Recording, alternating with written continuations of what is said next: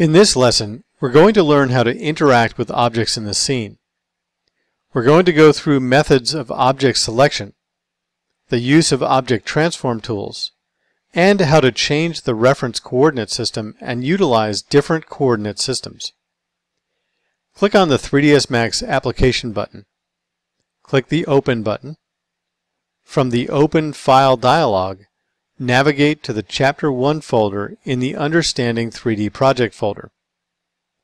Select the file Chapter 1 Objects 01. Then click Open to open the file. What you see is a very simple scene made up of 3 different types of primitive objects: 1 teapot, 1 plane, and 3 spheres. We're first going to look at methods of selecting objects. The simplest way to select objects is by clicking on that object in one of the viewports. For example, in the left viewport, it's easy to click on the teapot. However, if you want to click on the plane, it would be easier in the perspective viewport. Go ahead and click on the teapot in the left viewport by clicking the left mouse button on top of the teapot. This selects the teapot object and makes it available for you to work with. Then, in the perspective viewport, click on the plane to select it. Notice that when you select the plane, the teapot gets deselected. Let's say you want to select more than one object. There are several ways to accomplish this. One way is to use the Control key while selecting objects. In the perspective viewport, you should already have the plane selected. Hold the Control key down and left-click on the teapot. Now you have 2 objects selected. If you look in the status bar in the lower left-hand side of the interface, you'll see that you have 2 objects selected. To deselect these objects, click in any viewport in an open space. Another way of selecting objects is to use a window or crossing window to select multiple objects at the same time. Let's go ahead and set a preference that will allow us to use a standard window when we drag in one direction and a crossing window when we drag in the opposite direction. In the main toolbar, click on the Customize drop-down menu. From the drop-down menu, choose the Preferences option. This opens up the 3ds Max Preferences dialog. Make sure you're in the General panel. If not, click on the General tab in order to open up the General panel. In the Scene Selection area, you'll see that I already have the Window/Crossing by Direction option checked. If you do not have it checked, go ahead and click in the checkbox for the Auto Window Crossing by Direction option. You'll see that we have the option for right to left or left to right to equal the crossing window. We're going to leave the right to left option active. Go ahead and click OK to close the dialog box. We're going to select the 3 spheres that are on the left-hand side underneath the plane.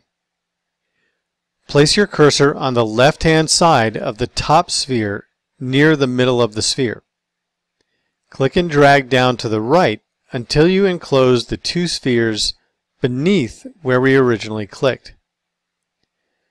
When you release the mouse button, you should notice that you only have 2 objects selected. This is because we selected them with a windowed selection, and only the objects inside the window are selected. Click off in space somewhere to deselect all the objects. Now place your cursor on the right-hand side of the top sphere.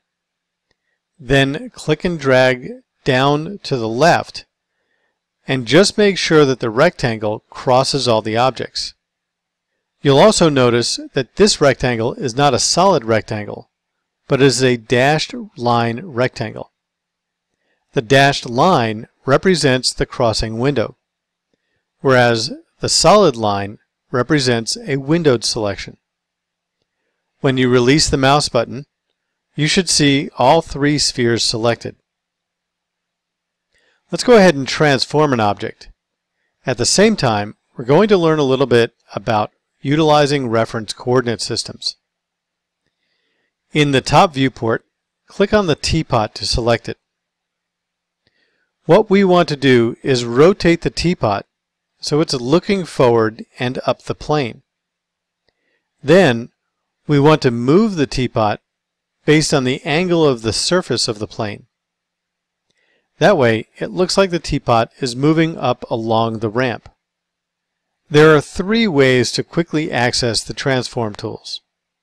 The simplest way is to use the keyboard shortcut, where W is the keyboard shortcut for move, E is the keyboard shortcut for rotate, and R is the keyboard shortcut for scale.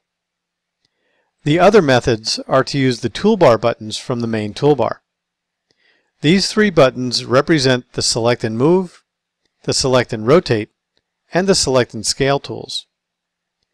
The third method is to choose the option from the right-click quad menu.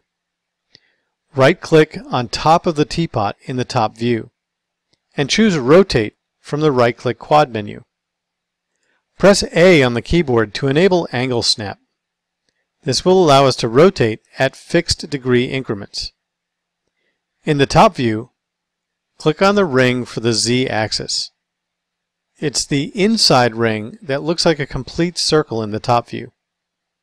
Click and drag the mouse up and rotate the teapot 90 degrees. If you've done this correctly, the teapot will be facing the plane. Right-click in the left view. This will activate the left view without deselecting any of the objects.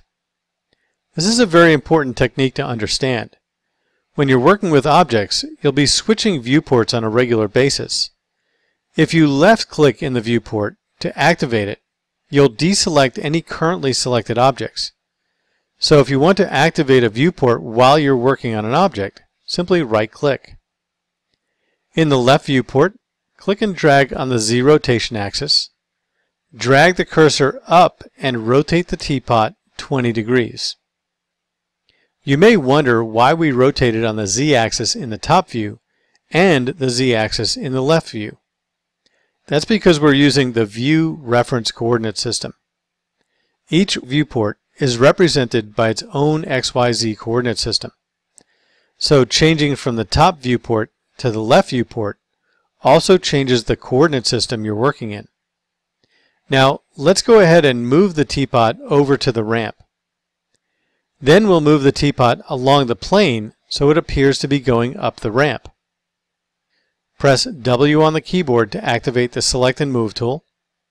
In the left viewport, put your cursor over the X-axis of the transform gizmo.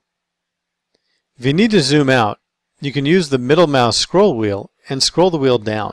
That will zoom the viewport out just a little bit. With the cursor over the X-axis, move the teapot over to the left just enough so that it appears to be on the surface of the ramp. To make it easier to move the teapot up the ramp, we're going to change the coordinate system to the ramp's local coordinate system and use that system to move the teapot. In the main toolbar, click on the Reference Coordinate System drop-down. Choose the Pick option from the drop-down list. From the top view, click on the plane object in order to use its reference coordinate system. Right-click in the left viewport. You'll see the axis for the transform gizmo now lines up with the plane. Place your cursor over the Y-axis, then click and drag the mouse up along the ramp. You should see the teapot moving along the surface of the plane, just like it's moving up a ramp. Using the proper selection options, along with transforms, while making use of the appropriate reference coordinate system, can make creating and editing objects in a scene much easier and much more efficient.